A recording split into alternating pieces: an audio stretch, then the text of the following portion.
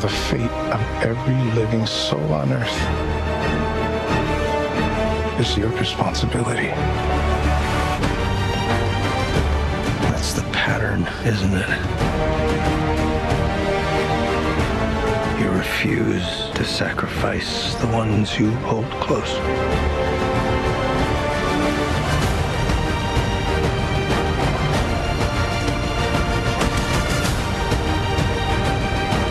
You've always been on the right side, brother. I have no regrets. Neither should you.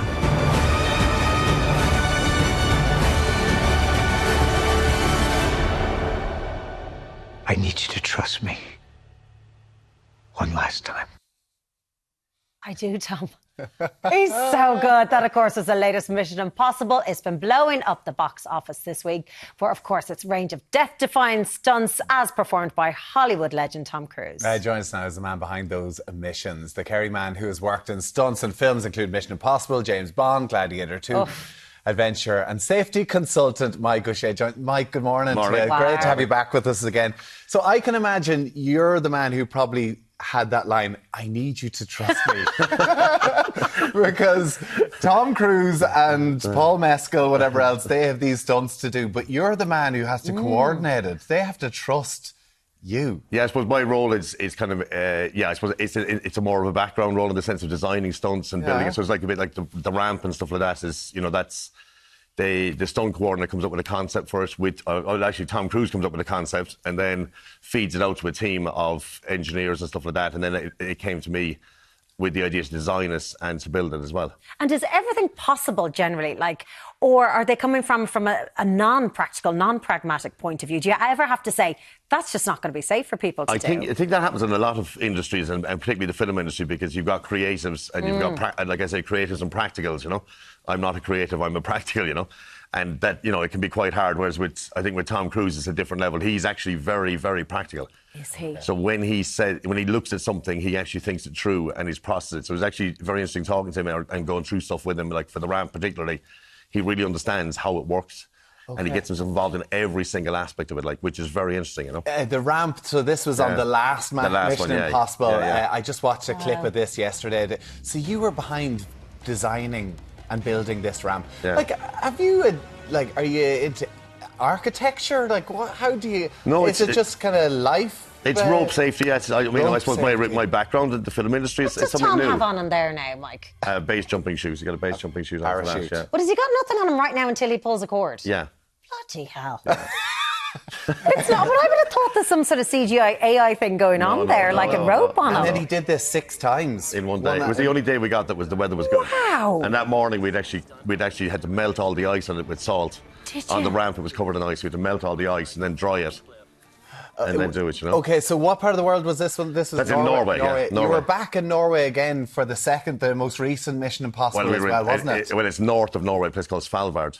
So it's an island up north of Norway. What was your mission on this one? So that whole project started out with just in London, first of all, coming up with clothes and clothes design, And it was actually interesting. I ended up bouncing back here to Ireland to deal with Helly Hansen. Oh, yeah. So we did all the clothing through Helly Hansen. All the general clothing was with Helly Hansen. So it was basically from, your jocks to your thermals, socks. I got special socks in the States. Because what sort of temperatures would there be? It was about minus 30, minus 35 most of the time, which, people go on a ski holiday and think, it's minus 35. But you ski down the slope, you're active, and then you go in and get your hot chocolate or your beer or whatever you're having, and then you go off again. And you can, whereas we're out in that for 12, 14 hours a day. And you're blowing wind in and you're potentially just watching monitors for a lot of that. Yeah, so there's lots of activity and then lots of standing around. So you get really cold really, really fast. I mean, I spent most of my time walking around with 50 hand warmers in my pockets, putting them into people's boots and into their gloves for them and stuff like that. Because how real a threat was frostbite?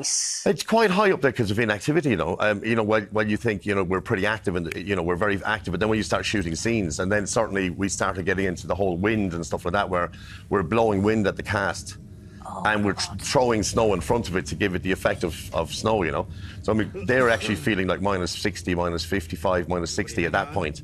And we're having to really like watch them, let them in there for 2 minutes, then pull them out. Because you're even so much as talking to them, make sure they're not slurring their words. Yeah, a big part of it up there is people, you know, just you go into your own little planet because you're sitting around for half the day, and it's trying to make sure that people are talking. So my team and what we were doing was basically going around checking everybody, you know, offering people hot chocolate, checking that they have hand warmers. And you're just talking to them, observing their movements and stuff. And it's quite interesting how the cold affects different people. Because you could suffer from exposure without really realising it yourself. You get hypothermia quite quickly, you know. From rope safety to designing bridges to picking the clothes to keeping them warm to offering hot chocolates to then looking out for polar bears. Yeah. Because up in that part of the world is rife with polar bears. Yeah, there's more polar bears than humans up there, you know. They're everywhere. So like when we were out on set, you can see this guy here. This guy was trying to get into the boat. He spent about 40 minutes like trying to climb up the ropes, climbing up the side of the ship and everything, and eventually we had to put bangers off, you know. He looks quite cute there. He's cute, but when he's standing up and he's at full height, he's about 12 or 14 feet. I mean, they're big animals. They're a big animal, you know. I mean, their nails, their claws, it's like the size of my finger. Like they are, you know, you would not want to be near one, you know. And is it a genuine threat now that you're having to, everybody's on standby? Oh yeah, we'd 4 people that full time their job is just looking for them, because you can imagine up there, everything's white. And this guy's white in the middle of it. So trying to see them and spot them, you know, it's really difficult, you know. So we had 4 people from the locality that are you know, familiar with looking for them, you know. And they were basically there full time with that. And you have to be armed. So we had to have all these people that were watching us had to be armed for the event of one of them attacking. And so there was like 2 or 3 days we had to fully evacuate the set. So we've got skidoos. So we're basically we've gone out in a boat, if you can imagine, out to a very remote area. And then we drill the ice and we put big poles into the ice and attach the ship onto it. So they're quite big ships. Like we've got like 100 people in each boat probably, you know. Wow. And then we take all the equipment off by crane. So skidoos, all sorts of camera equipment, everything goes onto skidoos and trailers, and then we tow it out to where we're going to film. And then we obviously have our guys watching for polar bears. But I mean, 3 or 4 times we had to evacuate because of the polar bear activity, you know. I have interviewed Tom Cruise. Just well done. I was on a while ago, but well done. They're buddies. Well, that's what I mean. Like, I remember being blown away for all the things that people say about Tom Cruise. You're blown away by how charismatic he is. He knows every crew member's name. Yeah. When he shines his light on you, you feel you're the only person in the world. Yeah. Does he, when he sets that, are you sniggering in the background? That's what he's like. It's very charming. But when you've got someone like that at the top of the call sheet, what kind of influence does he have on the crew, and what's he like on a day-to-day basis? I suppose I'm a big observer of people. I love to watch how people operate and how they do things. And I remember the very first time I worked with him was up in Norway as well, on the previous one, on number 5. And I watched him get off the helicopter one morning. And at that point, I hadn't even met him. I didn't know him at all. We had done the work, but I didn't know him. And he came in, and like the girls who were serving the coffee and stuff, they were like 10 metres off to one side of us. And he actually walked over and just said hello, and then came back out. So he's a complete professional. And then I watched him in the UK when we were building the ramp. Where you saw that jump, and he jumps off into the cardboard box and stuff at the bottom. There's like, I don't know, 50 people down there just building boxes all day long. So every time he crashed into it, they were to rebuild the boxes. I mean, we had thousands of boxes. But like, they were down there. I had no idea what was going on top, because their job was down the bottom all the time. Yeah. And he actually sent the bus down one day, brought them all back up to the top, and, you know, showed them the monitor, showed them what we were doing, why he was doing it, and explained it all to them, you know. So that, to me, it takes it to a different level. And I mean, you know, people say all sorts of stuff. I've worked with the man. I've never seen anybody that has a work ethic as hard as he does. I mean, he's unbelievable. But then he gets all of the crew invested then. Do you know what I mean? That they just don't feel like the dog's bodies on the set. What do you mean work ethic? Like what? I mean, the training, like we just say, like I go back to the ramp is a classy where I worked very closely with him. I mean, that guy was like, you know, he was going out and doing 25 and 30 parachute jumps, base jumps out of a helicopter a day with the Red Bull guys. They would normally do 15 in a day and think it's a big day. This guy's doing 25, 30, and then they hit the ground. They're like dragging their backsides over to go for rest, and he's jumping up on a motorbike to go driving that for 2 or 3 hours around the track. I mean, just that level. And then it's not just that, but he's also producing the movie. Yeah. He's working with Macquarie and the storyline, and and then promoting it all around the world. It's mental, like. It's phenomenal, and obviously he leads by example in that, and has people like yourself putting up with incredible temperatures, as you say, up to minus 33, what feels like minus 55. You then went off to then film Gladiator 2, which I think was in Morocco. Yeah. So to go from that level of cold to then the heat, how does the body cope with that? The first 2 days were tough, because I obviously I was very acclimatised to being in the cold up in Svalbard.